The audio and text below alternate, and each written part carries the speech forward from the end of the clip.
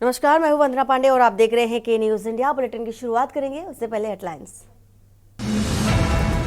उत्तराखंड में होगी चारों धामों की शीतकालीन यात्रा और 8 दिसंबर को सीएम धामी ऊखीमठ ओमकारेश्वर मंदिर में पूजा अर्चना करेंगे। 2 दिवसीय उत्तराखंड दौरे पर भाजपा राष्ट्रीय महामंत्री बीएल संतोष चुनाव प्रभारियों के साथ करेंगे बैठक। 38वें राष्ट्रीय खेलों की तैयारी जोरों पर। एथलेटिक्स मैदान पर बना डामर ट्रैक, आज से लगेंगे 5 किलो के कैंप। सार्वजनिक उपक्रमों के 44,000 कर्मचारियों को बोनस और महंगाई भत्ते की सौगात। महंगाई भत्ते में 3% की बढ़ोतरी। कांग्रेसियों ने डॉक्टर धन सिंह रावत के आवास का किया घेराव। बदहाल स्वास्थ्य व्यवस्था को लेकर किया प्रदर्शन। ड्रग डिपार्टमेंट और एंटी नार्कोटिक्स की छापेमारी। ग्रीन हर्बल फूड फैक्ट्री पर छापेमारी की गई। आप देख रहे हैं के न्यूज, खबरों का सारथी। और बुलेटिन की जो शुरुआत है बड़ी खबर से करने जा रहे हैं। देहरादून से एक खबर है जहां पर कांग्रेसियों ने डॉक्टर धन सिंह रावत के आवास का घेराव किया है। बदहाल स्वास्थ्य व्यवस्था को लेकर के प्रदर्शन भी किया है। देहरादून से इस वक्त की आपको एक बड़ी खबर बता रहे हैं। बदहाल स्वास्थ्य व्यवस्था को लेकर के प्रदर्शन किया गया है। चक्राता विधायक प्रीतम सिंह के नेतृत्व में प्रदर्शन किया गया। कांग्रेसियों ने सरकार के खिलाफ जमकर नारेबाजी की है। वहीं पुलिस ने प्रदर्शनकारियों को हिरासत में भी लिया है। कांग्रेस प्रदेश अध्यक्ष करण मारा भी इस दौरान मौजूद रहे हैं। तो खबर आपको बता रहे हैं देहरादून से इस वक्त की। कांग्रेसियों ने सरकार के खिलाफ जमकर नारेबाजी की है। पुलिस ने प्रदर्शनकारियों को हिरासत में भी लिया है। तो धन सिंह रावत के आवास के बाहर प्रदर्शन देखा जा रहा है। कांग्रेस प्रदेश अध्यक्ष और कांग्रेसियों ने डॉक्टर धन सिंह रावत के आवास का घेराव किया है। अंकित काला इसी खबर पर है। अंकित, क्या कुछ जानकारी निकल कर आ रही है, पूरी अपडेट बताइए। देखिए वंदना, उत्तराखंड में मुख्य विपक्षी दल कांग्रेस की ओर से लगातार सत्ता पक्ष के खिलाफ विरोध प्रदर्शन किया जा रहा है।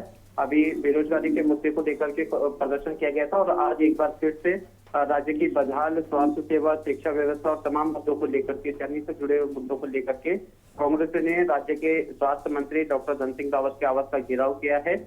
इस दौरान पुलिस ने प्रदर्शनकारियों को गिरफ्तार कर लिया। गिरफ्तारी के दौरान जो है प्रदर्शनकारियों और पुलिस की तीखी नोकझोंक भी हुई है। कांग्रेस का एक आरोप है कि जब से राज्य में भाजपा की सरकार आई है तब से लगातार जो जर्नी से जुड़े मुद्दे हैं उन पर सरकार कोई ध्यान नहीं दे रही है। बेरोजगारी का आलम यह है कि जो पढ़े लिखे युवा हैं वो घर में बेरोजगार बैठे हैं। इसके अलावा जो बदहाल स्वास्थ्य व्यवस्था है उसकी वजह से जनता को काफी दिक्कतें हो रही है। इन सब मुद्दों को लेकर के आज कांग्रेस ने मंत्री डॉक्टर धन सिंह रावत के आवास का घेराव किया है। वहीं पुलिस ने प्रदर्शनकारियों को हिरासत में ले लिया है। बहुत शुक्रिया पूरी जानकारी देने के लिए अंकित। खबर बता रहे हैं देहरादून से। तो चक्राता विधायक प्रीतम सिंह के नेतृत्व में ये प्रदर्शन किया गया। कांग्रेसियों ने सरकार के खिलाफ जमकर नारेबाजी की है। स्वास्थ्य को लेकर के, बदहाल स्वास्थ्य व्यवस्था को लेकर के प्रदर्शन किया गया है।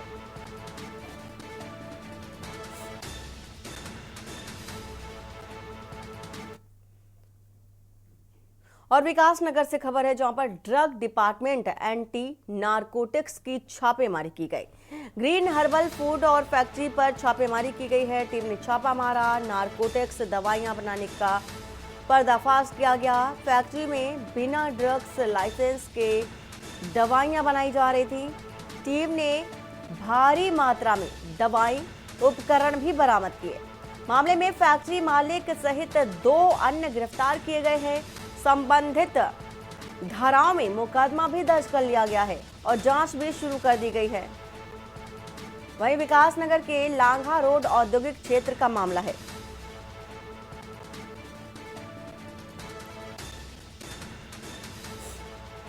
विकास नगर से आपको एक खबर बता रहे हैं। लांघा रोड औद्योगिक विकास का ये मामला, जहां ये छापेमारी की गई है।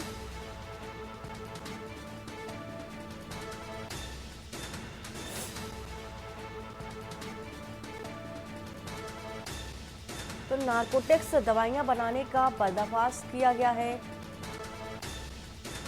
फैक्ट्री में बिना ड्रग्स लाइसेंस के दवाइयां बनाई जा रही थी और छापेमारी के दौरान भारी तादाद में अवैध काम जो किए जा रहे थे दवाइयों को लेकर के बरामद किया गया। साथ ही पुलिस ने ये बड़ी कार्रवाई की है। एंटी नारकोटिक्स टीम की ओर से ये बड़ी कार्रवाई विकास नगर के लांघा रोड औद्योगिक क्षेत्र का ये मामला। विकास नगर से खबर बता रहे हैं, ड्रग डिपार्टमेंट एंटी नारकोटिक्स की छापेमारी की गई और ग्रीन हर्बल फूड फैक्ट्री पर टीम ने छापामार कार्रवाई की है। नारकोटिक्स दवाइयां बनाने का पर्दाफाश किया, साथ ही साथ फैक्ट्री में बिना ड्रग्स लाइसेंस के दवाइयों को बनाया जा रहा था। ये बड़ा खुलासा भी किया गया है। टीम की ओर से भारी मात्रा में दवाएं और उपकरण भी बरामद किए गए और इस पूरे मामले में फैक्ट्री मालिक सहित 2 अन्य को भी गिरफ्तार किया गया है।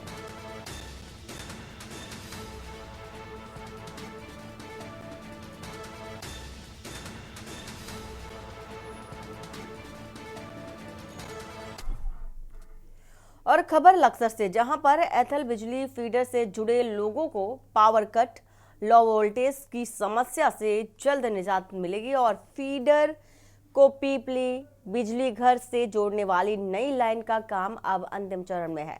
रेलवे द्वारा ट्रैक के नीचे से लाइन गुजारने की स्वीकृति मिलने के बाद विभाग ने काम तेज कर दिया है।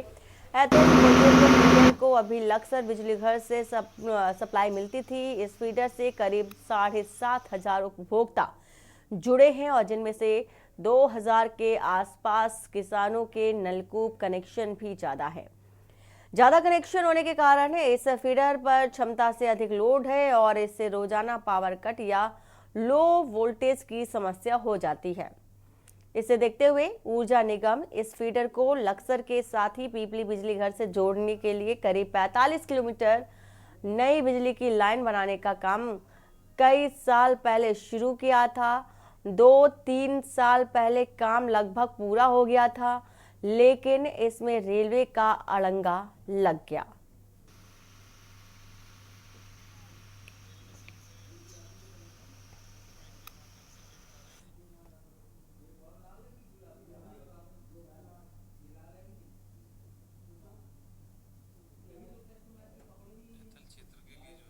बिजली का लक्सर से जो है बिजली दी जाती है। लगभग 45 किलोमीटर का फीडर है, जिससे ओवरलोड होने के कारण गर्मी में ट्यूबवेल चलाते हैं लोग, औरों भी है। धीरे लोड बढ़ा है, जिससे ओवरलोडिंग की समस्या हो रही थी, जिसको देखते हुए बहादुरपुर जेट स्थान और बहादुरपुर और सिद्धड़ू 2 स्थानों पर जो है रेलवे के अंडरग्राउंड केबल पास होना था, जिसका लगभग 6-7 वर्षों से 2017 से एनओसी की बात चल रही थी। अब एनओसी प्राप्त हो गई है और कार्य जो है उस पर किया जा रहा है, अंडरग्राउंड पासिंग का, ट्रैक के नीचे से पासिंग का। और हिंदू धर्म में महाकुंभ का विशेष महत्व है। इसी के साथ ही साल 2025 में प्रयागराज में महाकुंभ लगने वाला है, जो पूरे 12 सालों के बाद लगने वाला है। ऐसे में देश के कोने कोने से साधु संतों के साथ साथ श्रद्धालु पहुंच रहे हैं। बता दें कि नए साल में महाकुंभ 13 जनवरी से आरंभ हो रहा है, जो 26 फरवरी को समाप्त हो रहा है। पूरे 45 दिनों तक चलने वाले इस महाकुंभ में ग्रह और नक्षत्रों की स्थिति में काफी बदलाव देखने को मिलने वाला है, जिससे महाकुंभ में स्नान करने से कई गुना अधिक फलों की प्राप्ति हो सकती है।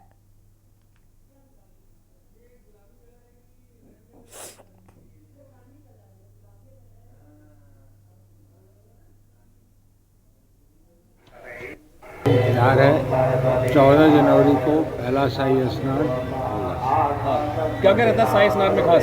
शाही स्नान में साधु संतों के ढोल नगाड़े और तलवारबाजी, लाठीबाजी, जितने भी करतब हैं सब दिखाए गए। हमें बहुत बड़े बेसब्री से इंतजार है और जून अखाड़े से हैं हम, और सभी साधु संत महात्माओं को पहुँचने का कष्ट करें। तो क्या क्या रहता है खास शाही स्नान में? शाही स्नान में यही है कि बड़े बड़े मूर्तियों के दर्शन होते हैं बड़े बड़े साधु महंत महात्माओं के दर्शन होते हैं और ज्ञान प्राप्त होता है। क्या नाम है आपका? स्नान करेगा। ये स्नान बच्चा बहुत दिनों से वेट कर रहे हैं सब।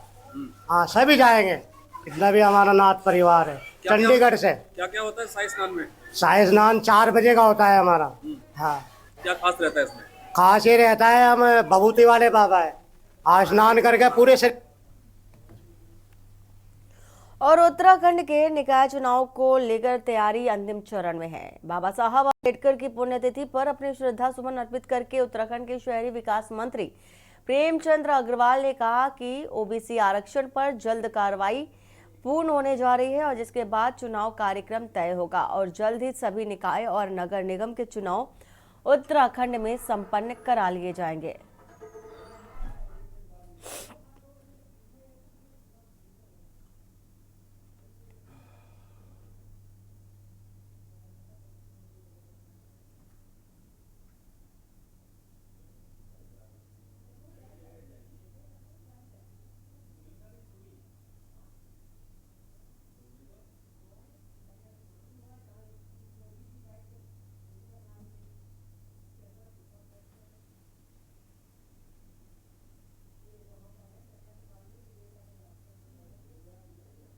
बहुत जल्द हम कराएंगे आरक्षण। चूँकि ऐसे टाइम पे आपने सवाल किया, क्योंकि आरक्षण का जो विषय है वो बहुत जल्द हम इसमें पूरा कर रहे हैं। इसके पूरा होते ही चुनाव का कार्यक्रम जारी होगा, फिर चुनाव यहाँ उत्तराखंड के अंदर निकायों के होंगे। ओबीसी आरक्षण को लेकर भाई साहब कब तक हो जाएगा? अब ये बहुत जल्द करेंगे, क्योंकि आप जानते हैं कि एक फाइल हमारी माननीय राज्यपाल जी के पास है। हालांकि हमें उम्मीद तो यह है कि जल्द वो होगी। जैसी वो होगी हम आरक्षण जो है उसको लागू करने के लिए जो भी हमारी पूरे निकायों में स्थिति है उसको स्पष्ट करेंगे। और देश भर में आज बाबा साहब अम्बेडकर भीमराव अंबेडकर की पुण्यतिथि मनाई जा रही है और ऐसे में रुड़की में नगर निगम चौक पर कांग्रेस कार्यकर्ताओं ने संविधान निर्माता भारत रत्न डॉक्टर भीमराव अंबेडकर की 68वीं पुण्यतिथि पर महानगर अध्यक्ष राजेंद्र चौधरी के नेतृत्व में बाबा साहब की प्रतिमा पर माल्यार्पण कर श्रद्धांजलि दी गई। महानगर अध्यक्ष राजेंद्र चौधरी ने कहा कि आज बाबा साहब को श्रद्धांजलि अर्पित कर उन्हें याद किया गया। बाबा साहब ने देश को ऐसा संविधान दिया जिसमें सभी का समान अधिकार मिले हैं और उन्होंने कहा कि यह आवश्यक है कि संविधान को मजबूत बनाने के लिए सभी देशवासी इस संविधान का अनुसरण करें। उन्होंने कहा कि अम्बेडकर भारत के इतिहास के सबसे महान नेताओं में से एक थे। उन्होंने दलितों की मदद की और सुनिश्चित किया कि उन्हें वह मिले जिसके वे हकदार हैं।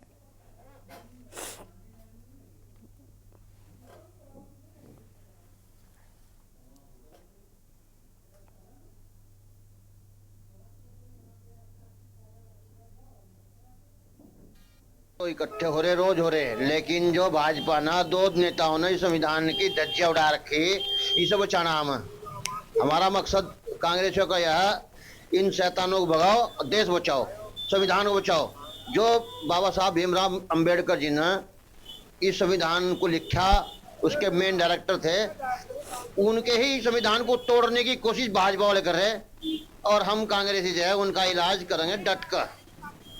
जिला कांग्रेस कमेटी रुड़की महानगर के तत्वाधान में भारत रत्न संविधान निर्माता बाबा साहब अम्बेडकर जी की पुण्यतिथि है।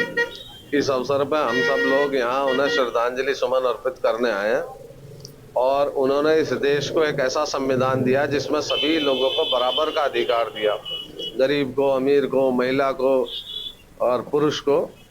और मैं आज आपके चैनल के माध्यम से इस देश के तमाम निवासियों से, प्रत्येक नागरिक से अनुरोध करूंगा कि इस संविधान को और मजबूत बनाने के लिए, राष्ट्र को मजबूत बनाने के लिए इसका जो है अनुसरण करें, संविधान का इसका उल्लंघन ना करें। और वक्त हो चला एक छोटे से ब्रेक का। ब्रेक के बाद जल्द हाजिर होते हैं। आप देख रहे हैं के न्यूज, खबरों का सारथी।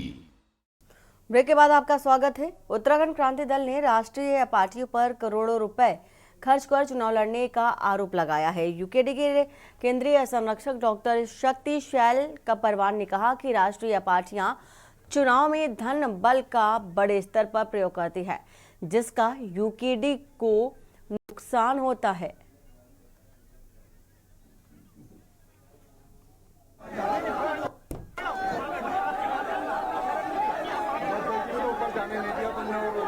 बड़े चुनाव में करोड़ों अरबों रुपए लगा रहे हैं राष्ट्रीय पार्टियां, तो उनका मुकाबला हम कर नहीं पा रहे हैं। तो जनता तो यूकेडी को चाहती है, मगर जनता कुछ वही जो एक धन बल का जो प्रयोग होता है उसमें करिश्मा करते हैं और क्षेत्रीय पार्टी के खिलाफ जो जहर उगलते हैं राष्ट्रीय पार्टियां, तो उसका नतीजा हमें भुगतना पड़ता है।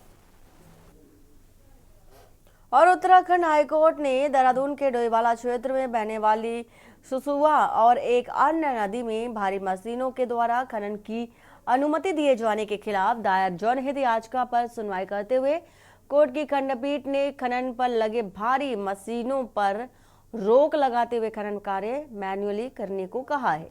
साथ में कोर्ट ने इस मामले में राज्य सरकार से 4 सप्ताह में जवाब प्रस्तुत करने को भी कहा। मामले की सुनवाई के लिए कोर्ट ने 4 सप्ताह बाद की तिथि तय की है।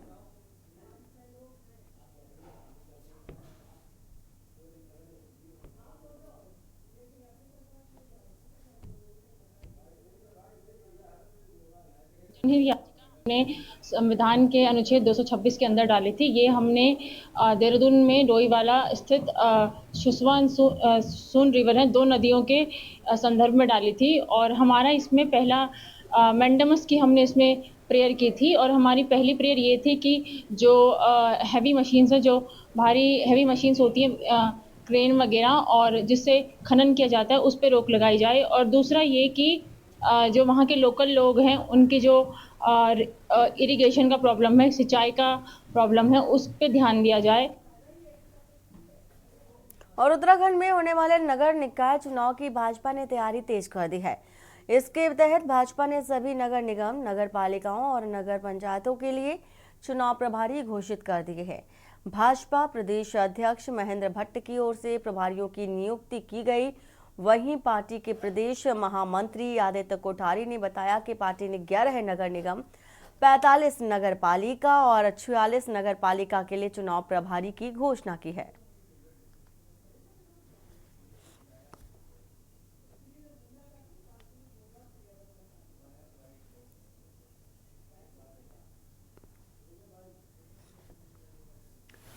भारतीय पार्टी के द्वारा नगर निकाय चुनाव के लिए अपनी पूरी तैयारी कर दी गई है।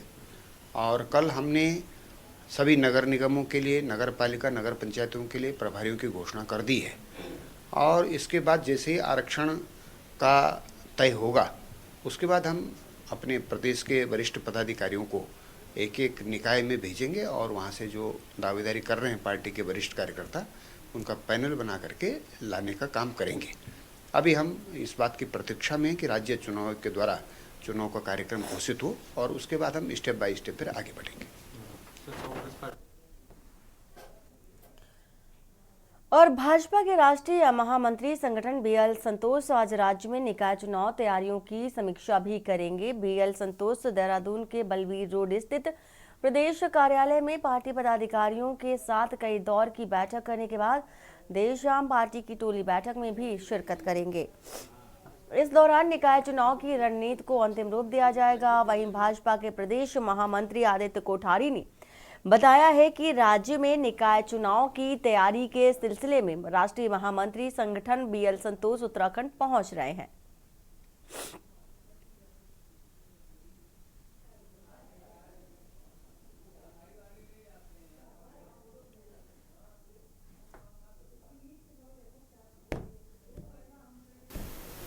भारतीय जनता पार्टी के राष्ट्रीय महामंत्री संगठन आदरणीय बीएल संतोष जी का दौरा 6 दिसंबर को देहरादून में प्रस्तावित है। और दोपहर में बीएल संतोष जी देहरादून पहुंच करके 2-3 बैठकें अभी संगठन की प्रस्तावित हैं, जिसमें पार्टी के सभी जिला प्रभारी, सह प्रभारी और नगर निकाय के लिए जो नगर निगमों के प्रभारी पार्टी के द्वारा बनाए गए हैं, ऐसे वरिष्ठ नेताओं के साथ में उनकी पहली बैठक होगी। और इसके बाद अलग अलग स्तर के वरिष्ठ पदाधिकारियों के साथ में संतोष जी बैठक करेंगे। और इसी के साथ ही हमारे प्रदेश के प्रभारी आदरणीय दुष्यंत गौतम जी, सह प्रभारी आदरणीय रेखा वर्मा जी भी कल देहरादून में पार्टी की बैठकों में उपस्थित रहेंगी और आदरणीय संतोष जी का ये दौरा नियमित दौरा है। समय समय पर वो प्रदेशों का भ्रमण करते हैं और यहाँ वरिष्ठ पदाधिकारियों के साथ में जो टीम काम कर रही है, टोली काम कर रही है, उनके साथ में कई विषयों पर परामर्श करके और अपना मार्गदर्शन भी करते हैं, यहाँ की फीडबैक भी लेते हैं। और उत्तराखंड की धामी सरकार बेहतर कर अदायगी के जरिए राज्य के विकास में भागीदारी करने वाले राज्य के 160 व्यापारियों को सम्मानित करेगी। वित्त मंत्री डॉक्टर प्रेमचंद अग्रवाल ने पंजीकृत व्यापारी सम्मान योजना को मंजूरी दी और इस योजना में व्यापारियों का जिलेवार चयन किया जाएगा। देहरादून और हरिद्वार के 20-20 और यूएस नगर व नैनीताल के 15-15 व्यापारियों को इस योजना में चुना जाएगा। बाकी के 9 जिलों में 10-10 व्यापारियों को सम्मान योजना में चुना जाएगा।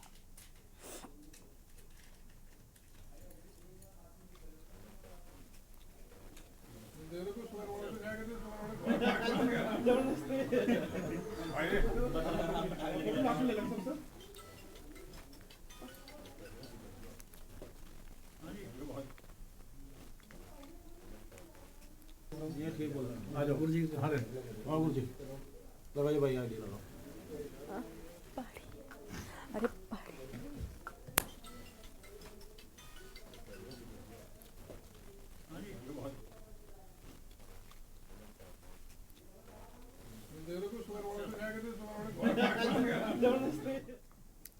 और उत्तराखंड की धामी सरकार बेहतर कर अदायगी के जरिए राज्य के विकास में भागीदारी करने वाले राज्य के 160 व्यापारियों को सम्मानित करेगी। वित्त मंत्री डॉक्टर प्रेमचंद अग्रवाल ने पंजीकृत व्यापारी सम्मान योजना को मंजूरी दी। इस योजना में व्यापारियों का जिलेवार चयन किया जाएगा। देहरादून और हरिद्वार के 20-20 और यूएस नगर व नैनीताल के 15-15 व्यापारियों को इस योजना में चुना जाएगा। बाकी 9 जिलों में 10-10 व्यापारियों को सम्मान योजना में चुना जाएगा। देखिए, आप जानते हैं कि हम लोग और माननीय मुख्यमंत्री जी के मार्गदर्शन में अपने अपने विभागों में एक नवाचार करने का काम करते हैं। पिछले दिनों जब जीएसटी कंपनसेशन की बात, जीएसटी कंपनसेशन खत्म हुआ था, तो हमारे सामने चुनौती थी कि हम अपना जीएसटी कैसे बढ़ाएं। और आज मुझे खुशी है इस बात की कि हम उससे ऊपर उठे। बिल लाओ इनाम पाओ लोकप्रिय हमारी स्कीम रही। इसी प्रकार से जो विभाग हैं, विभाग के लोगों को मेरे द्वारा बार बार कहा गया कि जो ईमानदार व्यापारी है, जो हमारा करदाता है, जो हमें कर दे रहा है, आखिर उसका भी सम्मान होना चाहिए। और उसके लिए भी हम लोग कोशिश कर रहे हैं कि पूरे प्रदेश भर के उन व्यापारियों को हम सम्मानित करें, जिससे प्रेरणा लेके अन्य व्यापारी भी फिर उस प्रकार का ईमानदारी से जीएसटी में हमें सहयोग प्रदान करेंगे। और बुलेटिन फिलहाल इतना ही। बाकी की खबरों के लिए बने रहिए आप की न्यूज़ इंडिया के साथ। नमस्कार। आप देख रहे हैं के न्यूज़, खबरों का सार।